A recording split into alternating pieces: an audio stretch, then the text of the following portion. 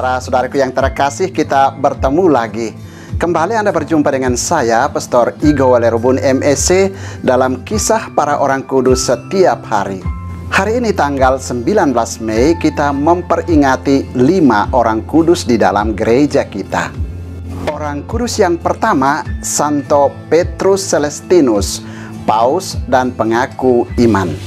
Petrus Morone, demikian nama kecilnya, lahir di Italia pada tahun 1210. Ia berasal dari sebuah keluarga dengan 12 orang anak. Petrus adalah anak ke-11 dari 12 bersaudara ini. Dari mereka semua, hanya Petruslah yang mendapat pendidikan formal. Pada umur 20 tahun, ia menjadi pertapa di sebuah gunung dan kemudian ia masuk Ordo Dominikan. Akhirnya ia ditahbiskan menjadi imam dalam ordo itu.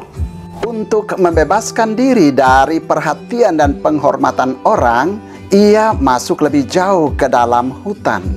Namun, akhirnya ia tidak bisa terus mengelak dari kunjungan beberapa orang murid yang setia mencari dia dan ingin memperoleh pendidikan darinya.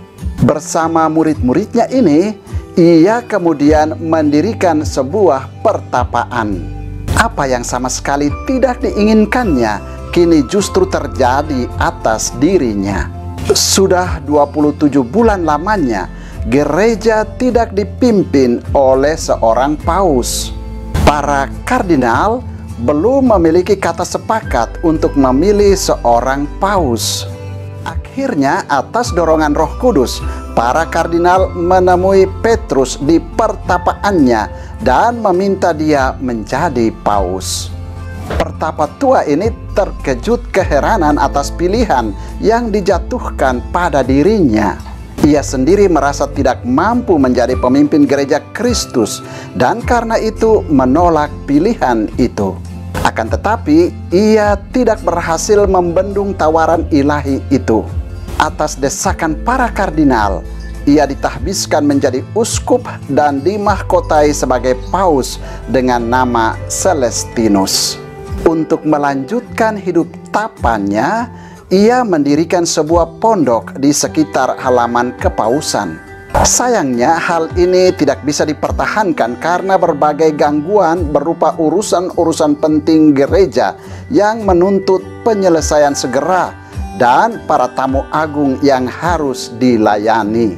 Kecuali itu, Raja Carlo dari Napoli, penipu yang pintar dan licik, menyalahgunakan kejujuran Celestinus untuk kepentingan dirinya sendiri. Gereja menderita kerugian besar karena ulah Raja Carlo.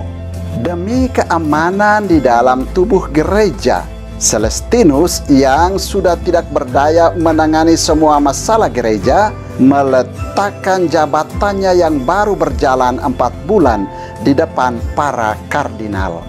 Ia lebih senang menghabiskan sisa hidupnya dengan menjalani hidup tapa di pegunungan.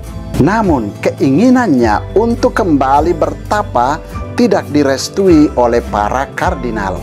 Sebagai gantinya, ia diberikan sebuah tempat pertapaan yang sunyi di dalam sebuah puri. Di dalam puri ini, beliau kembali kepada pergaulan mesra dengan Allah dan para orang kudus. Katanya, saya tidak menginginkan sesuatu yang lain daripada sebuah kamar sederhana untuk berdoa.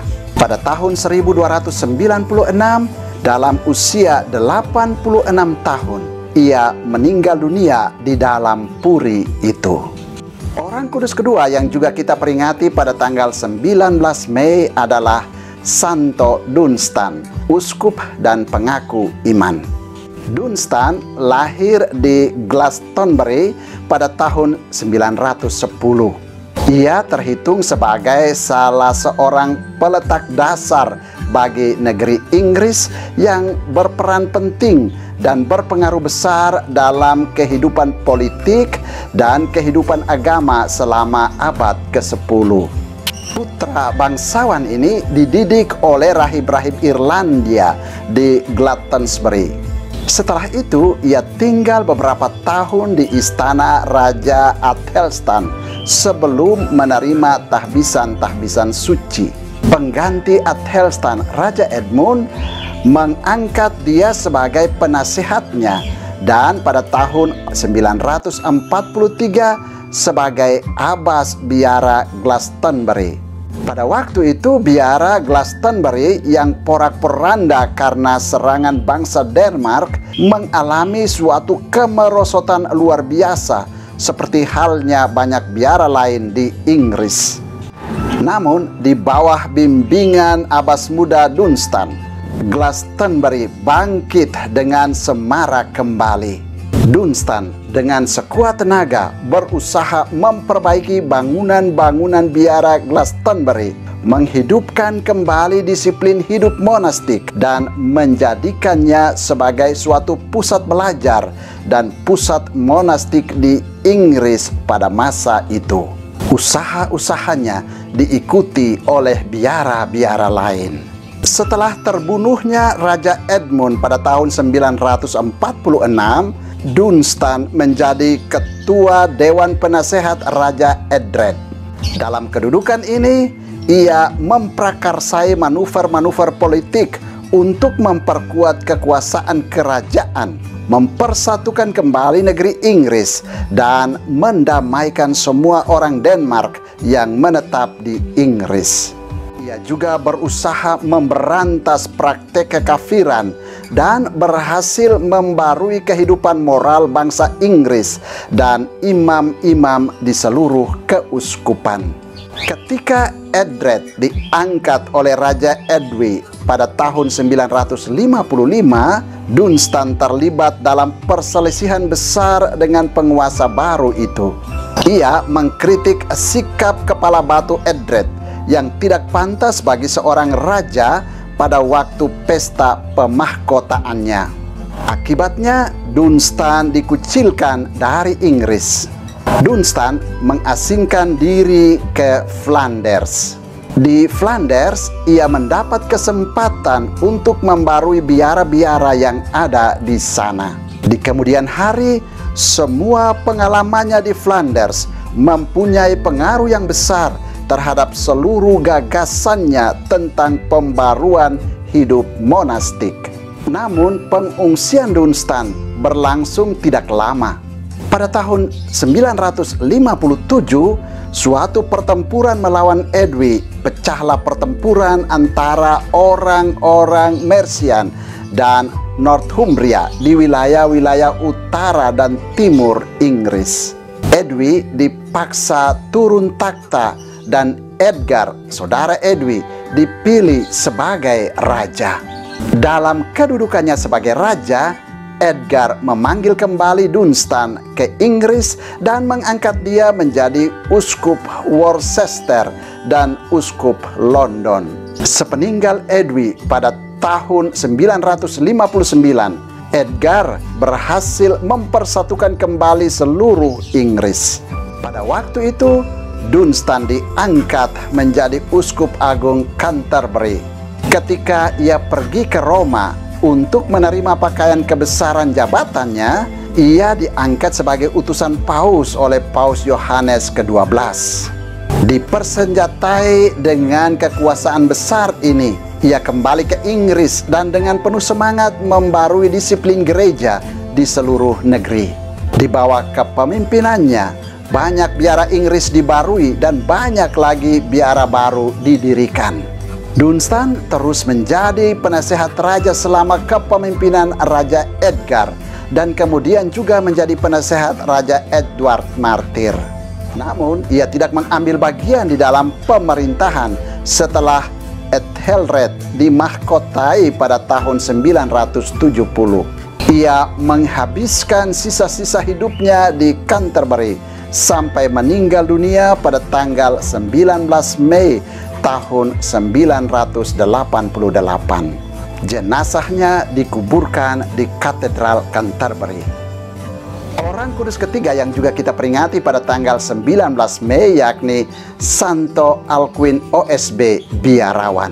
Kaisar Karel Agung mengangkat biarawan Inggris ini menjadi Menteri Pendidikan di seluruh kekaisaran. Kaisar sendiri bahkan menjadi muridnya. Ia menulis banyak buku dan memperbaharui tata cara hidup membiara. Ia meninggal dunia pada tahun 1804. Orang kudus keempat yang juga kita peringati pada tanggal 19 Mei yakni Santo Ivo atau Yves, imam. Pastor paroki dan ahli hukum ini lahir pada tahun 1253. Ia hidup menyendiri berdasarkan aturan hidup yang keras. Ia membela orang-orang miskin dan tertindas di depan pengadilan. Ivo dihormati sebagai pelindung para ahli hukum yang membela keadilan. Orang kudus kelima yang juga kita peringati pada tanggal 19 Mei yakni Santa Pudensiana Perawan. Perawan suci ini adalah putri seorang senator Romawi. Seperti kakaknya Praxedis, ia juga berjanji kepada Tuhan akan tetap hidup suci murni. Sepeninggal ayahnya, ia membagi-bagikan harta warisannya kepada orang-orang miskin, terutama kepada saudara-saudaranya seiman yang ditawan karena agama mereka. Pudensiana meninggal dunia ketika masih remaja pada usia 16 tahun.